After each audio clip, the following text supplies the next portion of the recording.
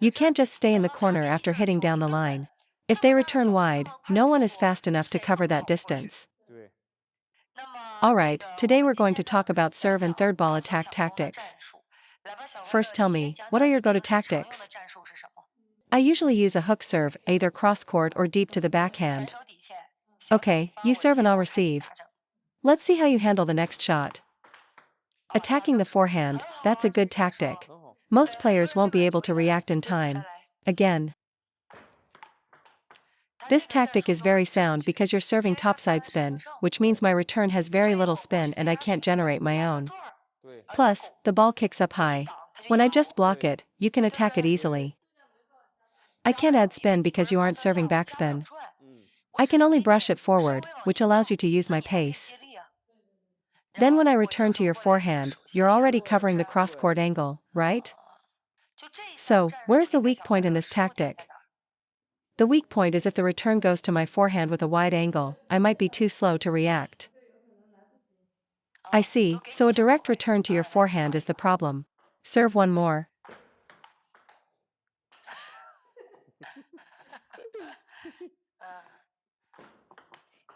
Is this what you mean? Okay, let me show you. I'll explain why you're getting jammed on your forehand. A hook serve that lands deep in the middle of the backhand court is very easy to receive. You must serve wider, towards the sideline.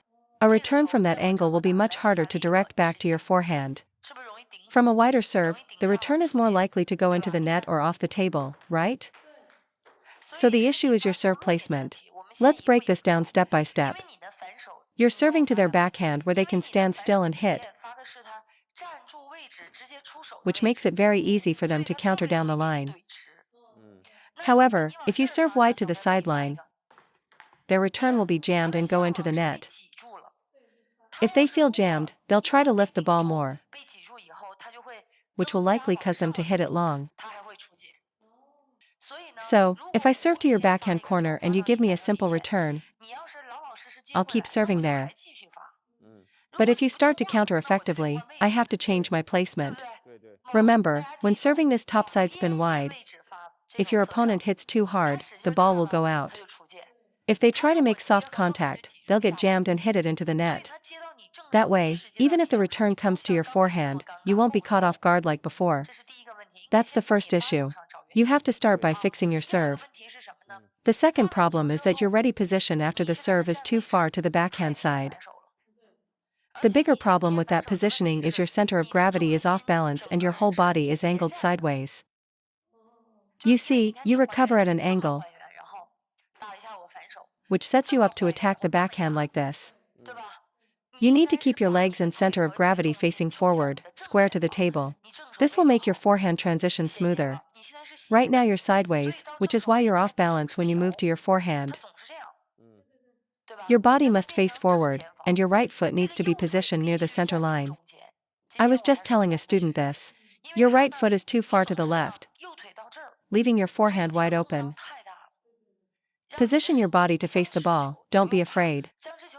In a rally, you can even rip a backhand from this stance. The point is to protect your forehand. This isn't like playing against backspin. Your right foot must cover the middle. For a fast ball to the middle, you can still change direction from here. You can cover the side primarily with your backhand, which allows you to take one step to cover your entire forehand. After your serve, keep your shoulders square and your right foot on the center line. Move to your forehand with a crossover step, not a side shuffle. Look, if the ball comes to the middle, I can get there in time, can't I? This way, your opponent can't rush you. You'll be perfectly balanced. When they attack you with speed, your quick counter is a powerful statement. They won't have time to recover. So, to summarize your problems, first, your shoulders are angled, leaving a huge gap. Second, your foot isn't in the middle, making you weak to middle shots. You should position your right foot in the middle and use a crossover step to attack with your forehand. That's it. His shoulders were still angled before. Yes, face forward. Perfect. Now you can reach any ball, no matter how wide or fast. Recover, plant your feet. Excellent. See how much more stable you are?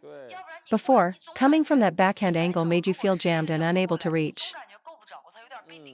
If you approach it squarely, you don't need a backswing, you can just use their pace to counter hit. That's attention to detail. Now this is what we call real technique and tactics. Effective tactics mean your opponent has no easy target. If they can attack your forehand easily, any smart player will exploit that weakness. Let's review. After serving, when you prepare for a rally, your shoulders must be square to the table.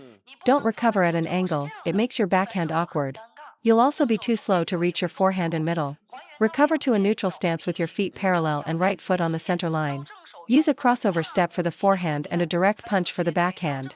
This covers both wings. This is a very practical technique for both penhold and shakehand players. Trying to copy professionals who take a big step back for a power loop is unrealistic for most amateurs.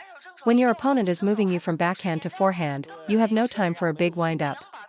Being able to return your opponent's fast attacks is the mark of a skilled player. This is the most practical and effective technique for amateur players. Explain how you hit that shot down the line. I thought that was a great shot. I'll receive one to demonstrate. You serve. Watch everyone. After you serve the topside spin, recover quickly and lead with your right shoulder forward, not your left.